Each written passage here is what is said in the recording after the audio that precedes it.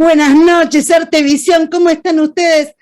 Bueno, acá habíamos dicho que José Manuel Pons Peón iba a volver, quedaron muchas cosas pendientes, quedaron muchos temas por hablar. José Manuel, gracias por volver, gracias por estar. Fue excelente la charla de la vez pasada, en verdad, pero quedaron muchas cosas en el tintero. Así que nada, bienvenido nuevamente a Artevisión y padrino. No te puse la musiquita, padrino, no te recibí con la musiquita. A ver, ¿cómo estás, José Manuel? Bueno, muchas gracias por recibirme. Desde luego me siento como en mi casa en Artevisión y es un honor siempre estar contigo y en tu compañía y ciertamente muy agradecido. Gracias. No, gracias a vos. Y aparte estuvimos de tour, digo yo, ¿no? Porque estuviste en Artevisión, Sí. después estuvimos con la mano, en la mano de la mano de Lucy, con Lucy, que le agradecemos desde acá. Fue increíble esa charla con Lucy, maravillosa charla que tuvimos con Laura Casamayor y con vos hablando justamente de las escenas que se están grabando del bronce. Uh-huh. Pero quedaron muchas cosas pendientes, José Manuel. Y a ver si hice bien la tarea, a ver qué cosas quedaron pendientes. Eh, Hablamos mucho la vez pasada sobre la violencia, sobre la resiliencia, sobre un montón de cosas. Pero quedó hablar también de algunas cosas, de algunos personajes, como por ejemplo Marcos Borrelli, ¿no es cierto? Que posee un pasado, perdón si lo leo, pero me lo apunté, ¿sí? Para poder decirlo correctamente, que posee un pasado ligado a la corporación internacional. Decime, José, ¿qué es lo que te llevó a ser este personaje y por qué te dirigiste para ese lado? Bueno, Marco Borrelli es una persona que tiene un pasado relacionado con ACNUR. Eh, ACNUR es una organización internacional que se encarga de la ayuda a los refugiados y que, digamos, completa un poquito la acción de la comunidad internacional en torno a los movimientos migratorios y especialmente a las personas en peligro por guerras, por hambrunas y personas que en realidad son expatriadas, ¿no? Entonces, me interesaba mucho tener un personaje de este tipo que tocara un poco el campo donde no llegan los gobiernos y donde no llega la comunidad internacional, porque digamos que hoy en día, con la cantidad de conflictos que existen, es muy frecuente poder encontrarse en cualquier parte personas que trabajan para organizaciones internacionales, ONGs y especialmente organizaciones que se dedican a la solidaridad internacional, ¿no? Tenemos un mundo muy convulso, un mundo que está desorganizado y digamos que estas organizaciones complementan lo que los estados no llegan a poder hacer porque no acaban de colaborar en condiciones, ¿no? Me interesaba eso, para poder dar un enfoque en la novela de un personaje Sí, que aporta algo diferente, ¿no? perfecto. Ahora tengo una consulta para hacerte. Decime si puedo hacerla, si no pasamos de largo. Eh, ¿Vos has tenido alguna experiencia con respecto a estos lugares en guerra?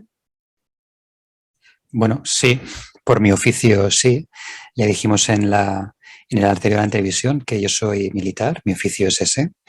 Y como muchos de mis compañeros he participado en misiones internacionales fuera de España, en zonas de conflicto.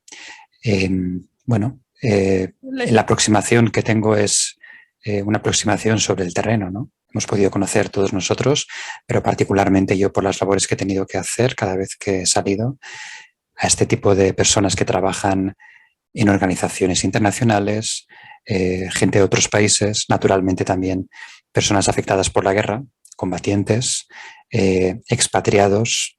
Bueno, esa masa de gente que se ve afectada por el impacto de la pérdida de la seguridad, ¿no? Por una guerra, por la muerte, por la invasión, por la hambruna, sí, todos hemos conocido eso. Y mientras hacías la novela, tus emociones y tus sentimientos, ¿cómo podías manejarlos en este aspecto? O sea, ya habiendo vivido esa experiencia, eh, ¿cómo podías transitar lo de la novela y lo que vos habías vivido? Bueno, en relación a Marco ha sido relativamente fácil porque Marco es un personaje aséptico en relación en torno a su pasado con ACNUR. Yo tengo una visión muy particular de las organizaciones internacionales y de las ONGs, producto de mi trabajo con ellos, tangencial con ellos, evidentemente.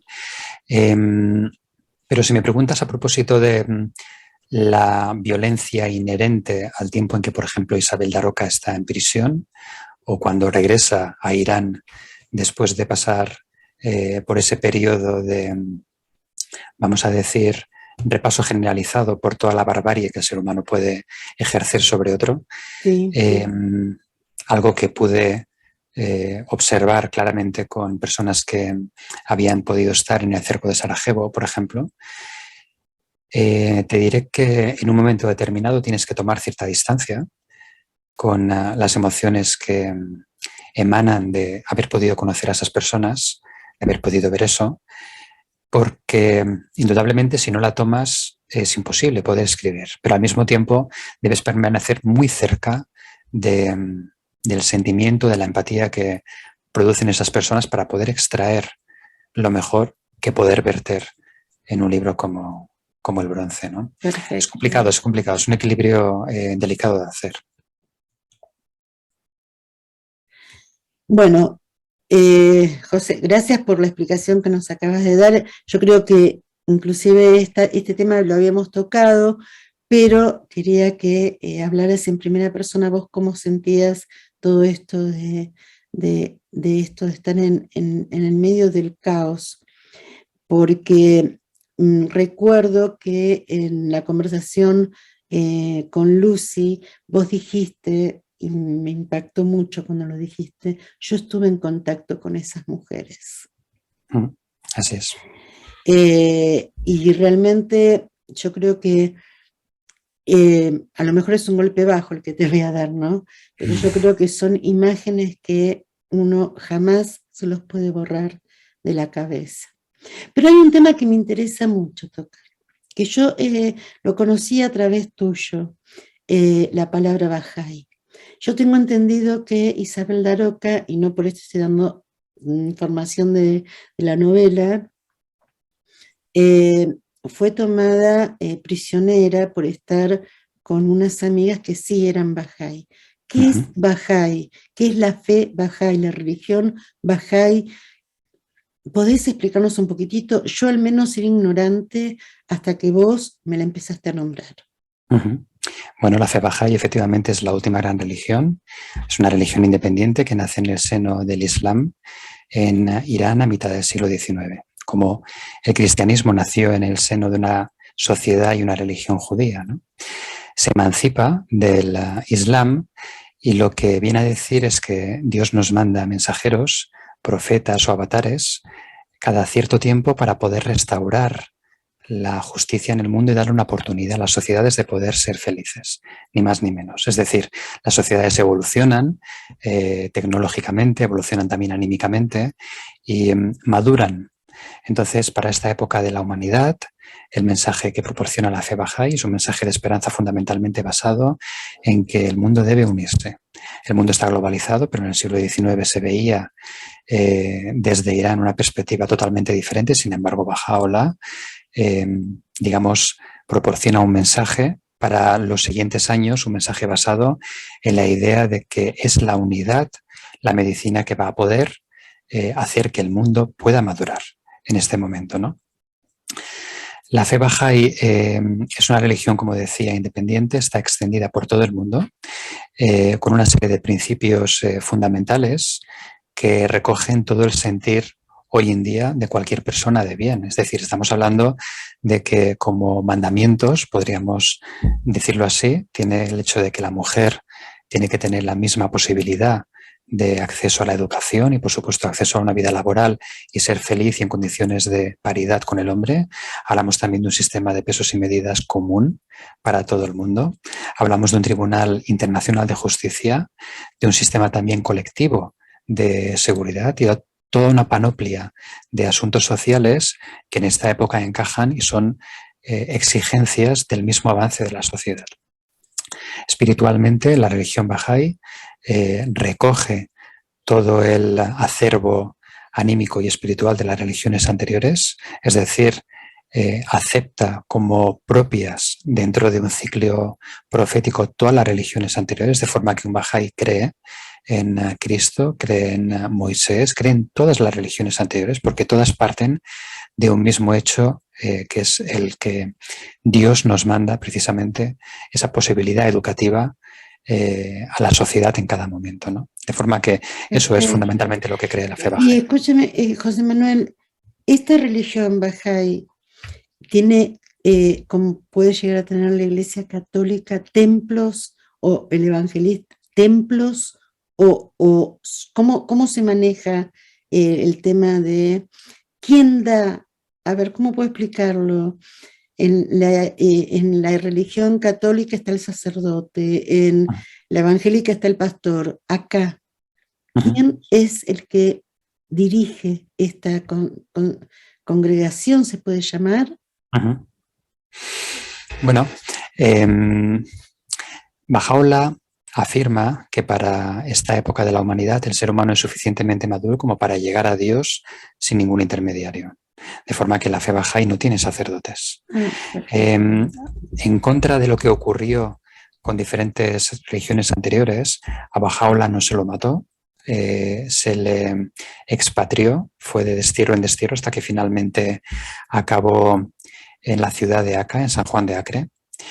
Y durante una serie de años pudo, de destierro en destierro, escribir todo un cuerpo doctrinal de revelación que recibía de Dios. Entonces, hay una serie de libros que son fundamentalmente cartas a creyentes, cartas a gobernantes, hay también respuestas a preguntas, un cuerpo doctrinal muy rico de información que para esta época es válida. Entonces, ¿cómo se organiza la religión Bahá'í? Efectivamente hay templos, son templos que están abiertos a todas las religiones y de hecho uno puede ir con su libro sagrado a poder hacer oración. De hecho, también son simbólicamente templos acogedores en el sentido de que la arquitectura está hecha de forma que tienen 9 puertas, que tienen en el exterior una serie de piscinas, de extensiones de agua, forman parte de un complejo que está destinado a tener también hospital, también centro geriátrico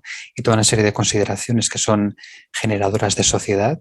Y digo 9 puertas porque hay 9 grandes religiones independientes, todos finalizan en una cúpula, simbolizando que todas las religiones con diferente nombre acaban en el mismo lugar porque Dios solamente hay uno, ¿no?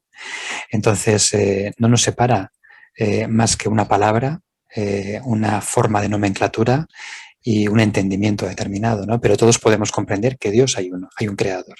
¿Cómo se organiza? Asambleariamente, de forma que en cada ciudad donde hay un número determinado de bajáis, un mínimo de 9 bajáis, hay unas elecciones anuales donde sin candidaturas de ningún tipo y de una forma absolutamente secreta se votan a las personas que van a formar durante ese año lo que se llama un consejo local, una asamblea.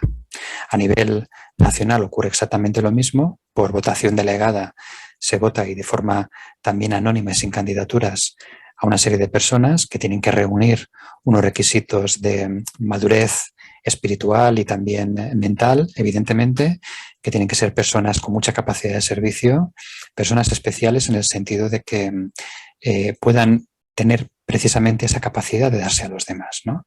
Y ese desprendimiento de uno mismo, esa empatía que estableces con los demás es la que les capacita para poder servir.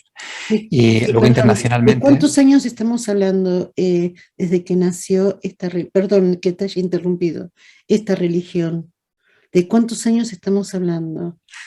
Bueno, estamos hablando de que la religión nace en 1844, el 23 de mayo, el 23 de mayo de 1844. Estamos hablando de 178 años. Entonces es una religión muy joven, es la más joven. Sí, sí, relativamente muy joven, sí, sí.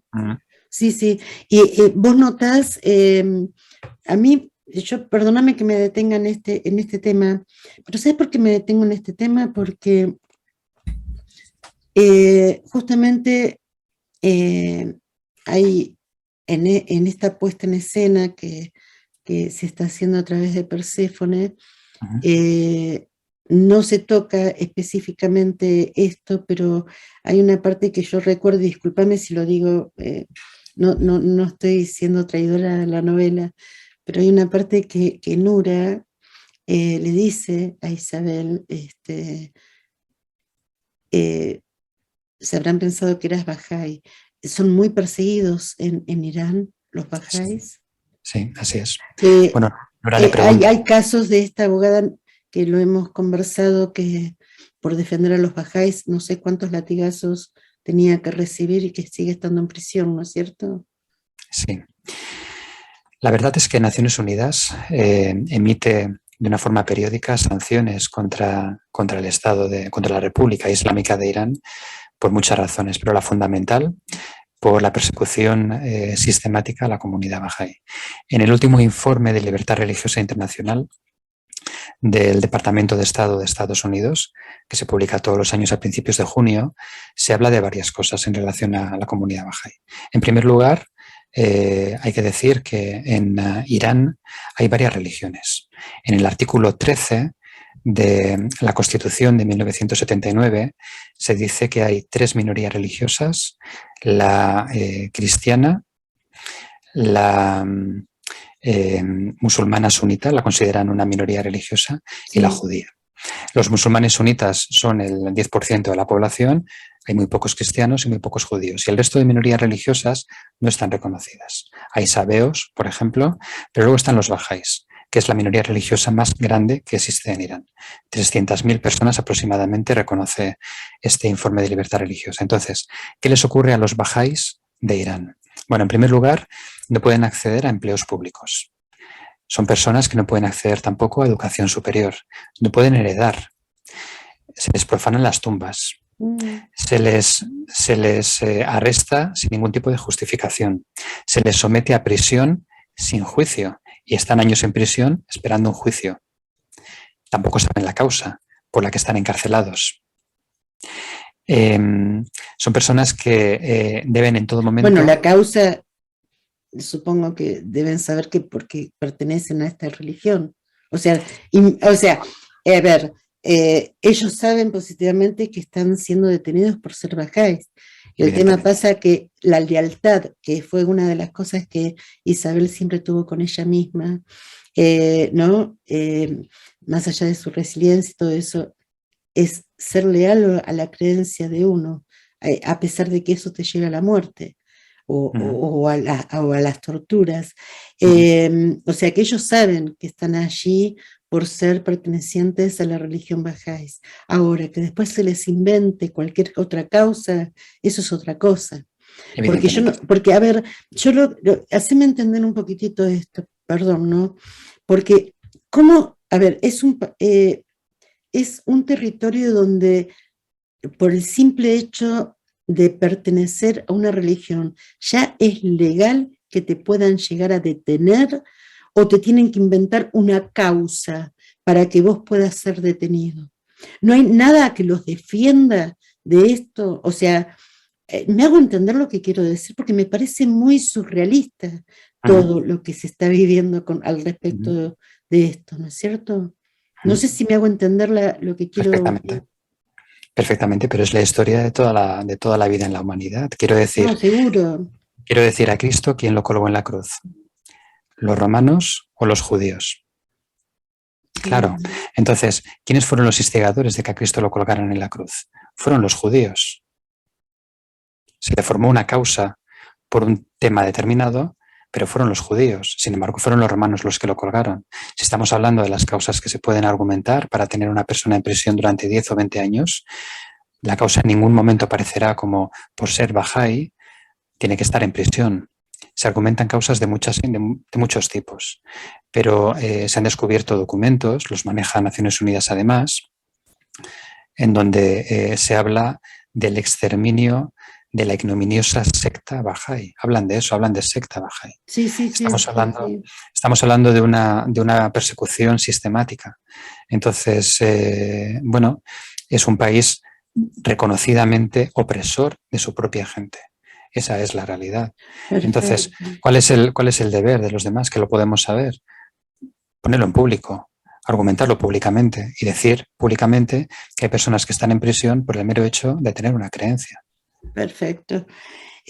José Manuel, gracias por explayarte en este tema. A mí me importaba muchísimo que inclusive me ayudaras a mí a iluminar un poquitito mi cerebro, porque eh, nada, es un tema que se toca inclusive en el bronce, y no está de más también que sea, que la gente también conozca, ¿no? Que salgamos esto de lo de siempre, y que realmente conociendo, yo te conozco y sé que sos de esta religión, de esta fe, tenés una fe tremenda, siempre tenés esa oración, unas oraciones exquisitas, que orás por quien te pida, y si no te piden también haces oración por aquella persona que necesite salud o que esté pasando por un mal rato.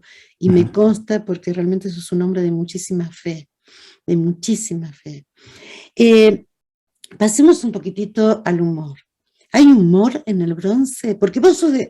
A ver, el otro día en un comentario, cuando posteamos la primera charla de Artevisión, alguien conocidito nuestro, por ahí, vamos a nombrar, yo lo voy a nombrar, a Luigi Lemix, un compatriota tuyo, dijo, te falta un poco de humor y yo sé que tenés y mucho.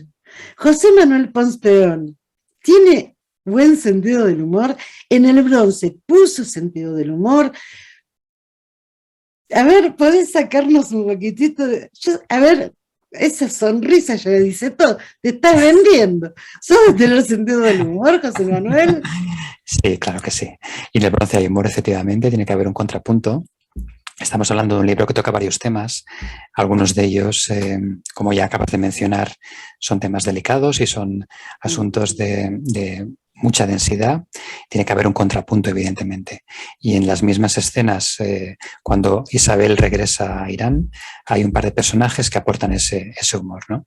A mí me interesa mucho la risa, ¿sabes? Me interesa mucho la risa por varias razones.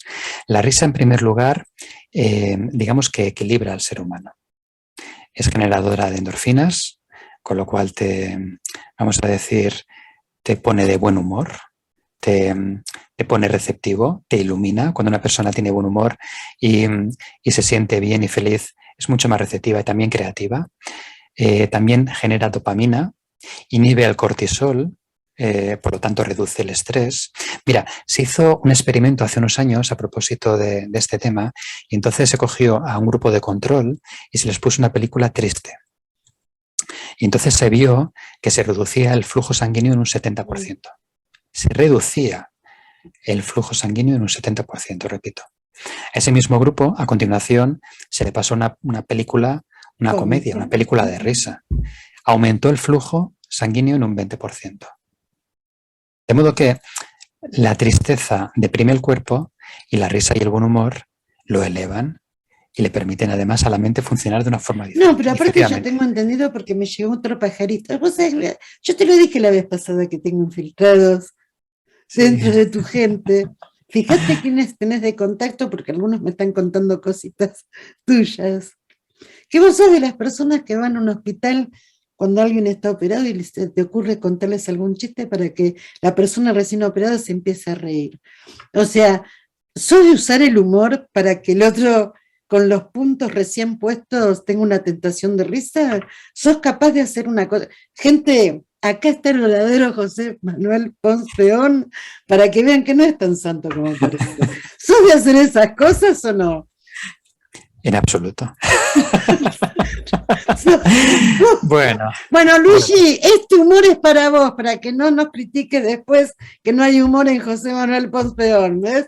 A ver, contanos alguna anécdota, no dando nombres, alguna anécdota de esas picardías que vos hacés cuando vas a ver a algún enfermo recién operado. Bueno. Esto escapa del bronce, pero no sé si escapa del bronce, porque en el bronce también tenés tus deslices así medios... A ver. En realidad son travesuras, ¿no? Pero bueno, la idea siempre es siempre es poder relajar. Bueno, ¿dónde se le ocurre a una Pero persona? relajar, José Manuel, una Pero persona recién operada con 50 puntos, vos vas y te sentás en la cama y le empezás a contar chistes. Eso no es querer relajarlo, perdón. no, pero escucha, verás, seguro que me entiendes perfectamente. A ¿Dónde se ver, le ocurren a la persona los mejores chistes? Generalmente en los tanatorios y en los hospitales. ¿Por qué? Porque tenemos una necesidad absoluta de equilibrar la balanza. En el hospital se está mal, en el tanatorio hay tristeza y hay pena. Tienes que sí, equilibrar la balanza de alguna forma y la equilibras a través del humor. El sí, humor. bueno, está bien, pero viste, o sea, no sé, yo no te quisiera hacer cambios si estoy operada, por, la, por las dudas. Por si acaso. Claro, por las dudas. José Manuel, háblame un poquitito, el otro día cuando hemos conversado en esta hermosa charla con Lucy, que se tocaron tantos temas, de la salud mental. Y acá, a ver, no sé cómo hacer para no contar nada de la novela.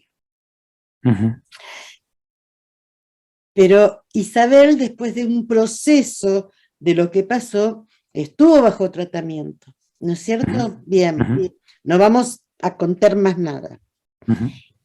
Gracias.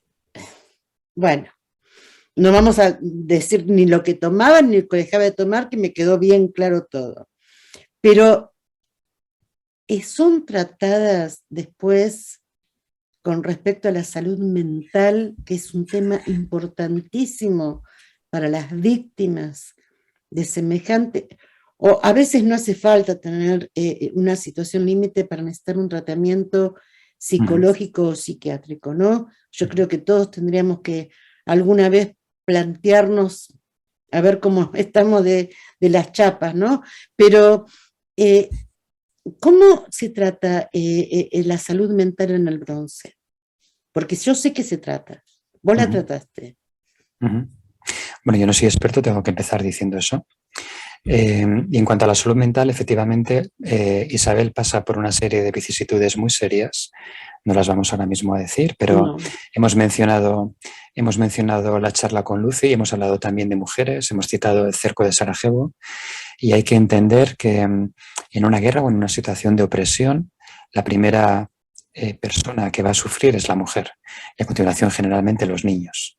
Entonces, la mujer puede sufrir toda una panoplia de diferentes situaciones, un abanico muy amplio de situaciones de abuso.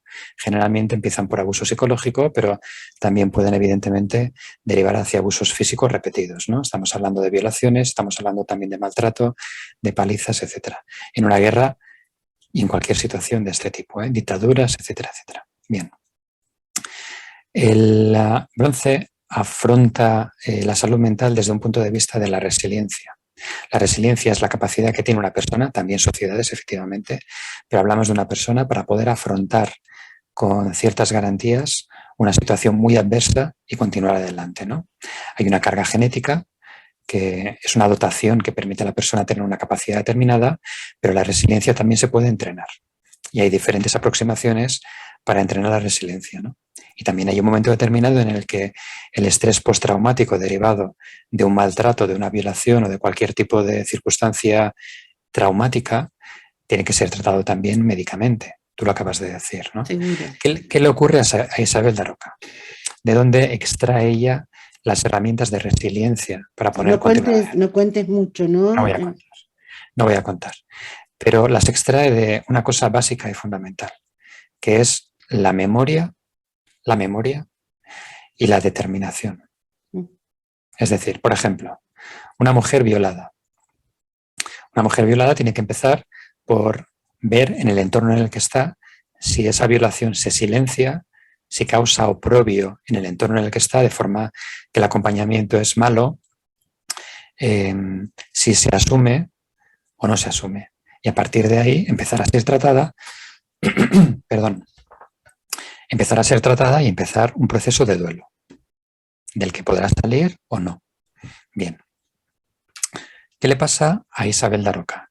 Isabel Daroca en prisión, cuando está en prisión precisamente, traba contacto con Nura, con una presa que ya está allí, tú la has citado anteriormente, que se sorprende por el mero hecho de que siendo española estuviera encarcelada, ¿no? Y es la que le indica, no, no, tú has sido encarcelada porque has trabado contacto con los bajáis. Con los bajáis.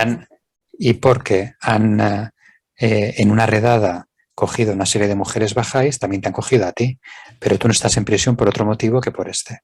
Y entonces Nura, en un momento determinado, durante todo el proceso por el que ella pasa, le dice, ten en cuenta que debes recordar.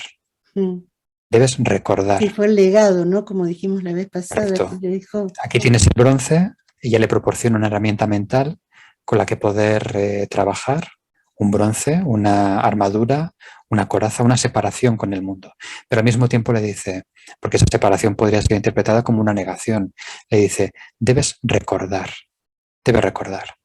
Entonces, es posible que no puedas recordar la cara del agresor, podrás recordar el hecho, podrás recordar las emociones. Si no es así, es imposible que puedas educar a la siguiente generación en la protección que debe tener. Entonces ella, muy determinada, regresa a España y tiene que salir adelante con, no vamos, como tú has dicho, a destripar el libro, ¿no? Pero con una capacidad de resiliencia basada en varias cosas, ¿no? Se mencionó también en la entrevista anterior, basada en el paradigma de su abuelo y también basada en las herramientas que le proporciona Nura. Perfecto. Yo la verdad que son tantos. Yo te decía que el bronce tiene un sinfín de emociones y sentimientos que sería imposible cuál tocas, porque viene la confianza, la traición, el desapego, el apegarse, ¿no? Isabel Daroca tuvo síndrome, a ver, se habla mucho del síndrome de Estocolmo, de la víctima que no puede desprenderse de su victimario, ¿no es cierto? O de un hecho, ¿no? Tengo entendido, si no es así, por favor, decime que revuelvo otra vez todos mis conocimientos, o lo poco que puedo llegar a saber de ellos. Es correcto, sí. Y Isabel Daroca en ningún momento tuvo este síndrome de Estocolmo, al contrario, ella lo que siempre quiso fue seguir pegándole para adelante con este bronce que se le había entregado, con esta memoria y fundamentalmente con amor, un amor genuino que no vamos a tocar. Ella tiene a sus padres, ¿no es cierto? La relación con sus padres y con respecto a este episodio, ¿cómo se llevó a cabo? Ellos pudieron asumir, o sea, en algún momento cuando a ellos les cayó la ficha de que su hija había pasado por esta situación, ¿cómo te viste vos como autor siendo padre de Isabel Daroca? Bueno, ella no es entendida por sus padres no pueden comprender la situación. Y entonces tiene que, y a mí me permitió compaginar ciertas cosas con la construcción de un personaje fuerte. Isabel Daroca, hay que entender que a la vuelta de Irán, al regreso a España desde Irán, viene completamente destruida por todo lo que ocurre allí. Entonces el colmo de verse sola, como mencionábamos en la entrevista anterior, en una playa después de un naufragio, es que no tengas a nadie que te pueda ayudar. Ese es el colmo. Pero me interesaba mucho que fuera así, porque si alguien tiene capacidad para continuar adelante en nuestro mundo, ese es la mujer. La mujer, de forma general. Evidentemente hay mujeres que no la tienen y hay hombres que sí la tienen, ¿no? Pero si dijéramos que de la población general de nuestros países hay que escoger un ser resiliente, esa es la mujer. ¿Por qué motivo? Porque tiene que ser resiliente todos los días. Porque o sea que tocaste un tema muy importante que es el vínculo más cercano que ella poseía, como sus padres ni siquiera tenía el apoyo de ellos por falta de entendimiento. No lo comprendieron, ¿no? Sus padres no lo pueden comprender, de forma que ella tiene que se ve sola y tiene que partir sola, reconstruirse sola. Así es. O sea, por eso yo pregunto esto y me fui para este lado, porque no es más ni menos también lo que se pasa en muchas de las casas, ¿no? El adolescente o el adulto a lo mejor es con los que menos es comprendido es con las personas más allegadas. Y a lo mejor te puede llegar a comprender aquella persona que está a millones o a cientos de kilómetros a distancia tuya. Ujú. Y son los que realmente te conocen. Por eso yo siempre con el bronce, son tantas, y te reitero esto, emociones y sentimientos, que es imposible no relacionar lo que se está viviendo en el bronce como historia, como novela, que aparte en muchos de los casos, o sea, te basas en hechos obviamente también reales, y también en relación a lo que pasa cotidianamente con cada uno de nosotros, obviamente en otra escala de situaciones, ¿no es cierto? José Manuel, yo creo que estamos llegando a la hora. eh, Vas a tener obviamente muchísima satisfacción cuando se vea la obra El bronce persistente. Eh, para mí fue realmente un regalo desde que lo recibí.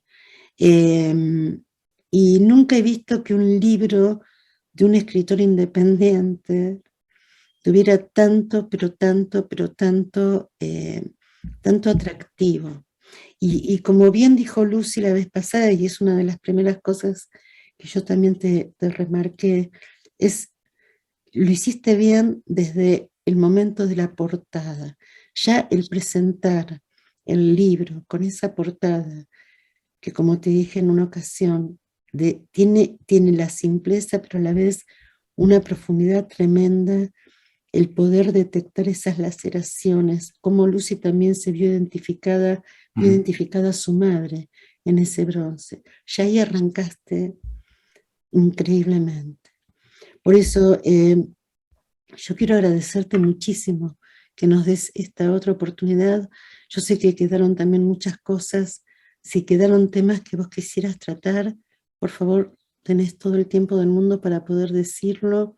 No quisiera contar muchas cosas porque si no estaríamos contando toda la novela porque hay mucho para hablar, pero creo que una de las cosas que quedaban pendientes eran estas. Con respecto a la religión, te quiero hacer una consulta. Si alguien está interesado en esta religión, fundamentalmente los jóvenes, ¿no? Que siempre son los que más buscan, a ver dónde pueden, dónde no Ujú. pueden, buscar esa cosa de la fe, de poder. ¿Cómo se pueden encontrar con ella? Y después yo después lo vamos a escribir bien, cómo se escribe. Se pronuncia Bajay, pero ¿cómo se escribe? Bhaha-I. Perfecto. Bueno, en Internet pueden encontrar toda la información. Hay una página web que conecta con el Centro Mundial, que está en Israel, pero luego cada país tiene sus páginas web y también incluso con conexión a comunidades locales, ¿no? La fe bahá'í está muy extendida. Según la Enciclopedia Británica, es la segunda religión más extendida que existe. Entonces, no es una religión muy numerosa en creyentes, pero en extensión sí. De modo que en todas partes tienes Bueno, bajáis. pero por lo que vos estás manifestando y por lo que yo pude escuchar e investigar un poquitito a través tuyo, ¿eh? No soy, no me quiero hacer que estuve investigando, no, investigué a través tuyo. Eh, una de las cosas que a mí me atrapó es, más allá de la fe, porque reitero, es de muchísima fe y mucha fuerza en las oraciones, mucha fuerza, Uh-huh. es muy social. O Uh-huh. sea, es una de las religiones hasta ahora que yo he conocido que ya arrancando, que acepta todas las demás religiones, no es selectista, no es discriminadora, porque, a Uh-huh. ver, no quiero entrar en esto porque me pueden llegar a matar, pero vamos a ser realistas. O sea, el catolicismo tiene su gran parte de discriminación, muchísimo, y así puedo ir a cada uno de ellos, de alguna que otras religiones. No por esto quiero ofender a nadie, ¿sí? Pero yo veo que dentro de la religión Bahá'í esto no sucede, sino que veo una amplia mentalidad y la aceptación no solamente de las otras religiones, sino que respetan al ser humano en todas sus facetas. Obviamente, bueno, uno escapa de siempre aceptar a lo que es delinquir o dañar a otro ser humano. No estoy hablando de eso, quiero que se me interprete, ¿no es cierto? Pero que acepta absolutamente esa elección del ser humano y esos valores que el ser humano puede llegar a tener. Y acá es donde yo quiero hacer la diferencia y por eso me llamó tanto la atención cuando se la nombraba como religión, porque comúnmente uno está acostumbrado que las religiones siempre tienen esa mirada, no sé cómo decirlo, de yugo, ¿no? Contra algunas que otras poblaciones que escapan fuera de lo moral, lo ético que le puede llegar a dar su religión. Y yo veo que en el Bahá'í esto no sucede. Obviamente que después dentro de la población Bahá'í también hay diferentes individuos, como pasa en todas las religiones, que a lo mejor su cabeza no está lo suficientemente abierta, pero eso no es la base del Bahá'í. O sea, en cada religión después el individuo lo va a tomar de diferentes maneras, pero la base es la amplitud mental y espiritual de aceptar a tu prójimo como lo que desee ser, como lo que quiera ser, siempre y cuando obviamente se repudia el tema de lo que es violencia y todo eso, ¿no es cierto? Eso lo estoy descartando, pero creo que se hace entender lo que quiero decir, ¿no? Es como que, no sé, es como que abrazan al ser humano en su totalidad en todo lo que quiera ser y manifestarse. Y eso es una de las cosas que a mí me llamó la atención y por eso esto digo de los adolescentes, ¿no? Que es cuando empiezan a buscar ¿y para dónde voy? No saben para qué lado ir. Bueno, también es una buena opción para que se empiece a investigar y a lo mejor empezar a encontrar valores en ellos mismos para empezar a fortalecerlos. O aquella persona que está media tambaleante que no saben para qué lado ir.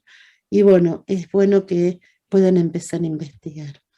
José Manuel, millones de gracias por estoy media fantasmal, ¿viste? Desaparezco y desaparezco, estoy media así, pero bueno, ¿qué le vamos a hacer? Te quiero un montonazo, de corazón te lo digo, gracias por aceptar esta segunda propuesta, ya te vamos a poner acá como, che, si te pones como columnista, ya que estamos, o sea, está Laura Casamayor, que es como yo, somos compañeras de trabajo, o sea, conducimos las dos, no tenemos un columnista. Podrías meterte, José Manuel, como columnista en Artevisión una vez por semana, cada 15 días, una columna. A ver, pensé, Laura Casamayor, bueno, mirá, le estoy tirando acá, lo estoy metiendo en el horno. ¿Viste? O sea, como un columnista no tenemos en Artevisión. O sea, a ver, cada 15 días, una columna, como en el diario, ¿por qué no? ¿Viste? La columna de José Manuel Postreón. Y tener, no sé, tu media hora si querés, no sé, de algo, una horita. Yo te lo propongo, en Artevisión tenés un lugarcito. Cuando vos quieras... Hablaremos con nuestro amigo Luismi para que nos dé motivación para contar. No, sí, no, sí. Sí. Con Luigi, bueno, Luigi ya está. Mirá, acá lo tenés. Ya, viste, te sacamos el humor. Bueno, José Manuel, gracias de corazón. Te quiero un montonazo y nada, un beso gigante. Si quieres despedirte, te dejo, dale. Únicamente decir que es un honor siempre estar en Artevisión. Desde luego ese programa, permíteme que lo diga de esta forma y sé que no te va a gustar demasiado oírlo, pero debo decirlo. Creo que es el programa de charla y entrevista mejor que existe. No he visto ninguno parecido. Gracias. Y los he visto en varios países y ninguno es como este, ninguno en absoluto. Hecho con mucha intuición, con mucho amor, con mucho cuidado por el detalle. Y ciertamente no solamente es un honor, sino que es un placer poder estar aquí. O sea que me estás aceptando ser columnista de Artevisión. O sea, ¿ves, Laura? Tenemos columnista, Laura. O sea, Ya está, se larga oficialmente. José Manuel Pons Peón va a empezar a hacer una columna. No le digo toda la semana por él trabaja y mucho. Este hombre labura a más Y un no programa, poder, y un a programa que más además no poder. hace Ya no lo dejo ofertas de hablar al trabajo columnista. gratuitas. No lo dejo hablar al columnista. Cada 15 días nos va a hacer una columna José Manuel Pons Peón para darte visión. Ya está, ya está, José Manuel. O sea, bueno, Laura, tenemos compañeritos de trabajo. Somos 3 ahora. Te quiero mucho, José Manuel. Lo mismo. Gracias. Bueno, A ti. pensalo. Después hablamos con el jefe que te pase el cheque. Pero bueno, eso después hablamos. ¿Sí? Te quiero mucho. Nos estamos hablando. Gente, me despido. José Manuel Pons Peón, acá presente. Y el lunes que viene no sabemos, yo nunca saben cómo me disparo. Ustedes, miren, me vestí de gaucha, ¿se dan cuenta? Vengo con mi poncho, medio poncho, no es un poncho entero, con mi cruz de las Malvinas, acá, así que bien de gaucha, bien de Argentina, desapareciendo y apareciendo como todo argentino también. Pero bueno, gente, no digo más nada. Un beso grande a todos. José Manuel, te adoro. Nos vemos, gente. Nos vemos el lunes también. Chao, hasta luego. Hasta luego.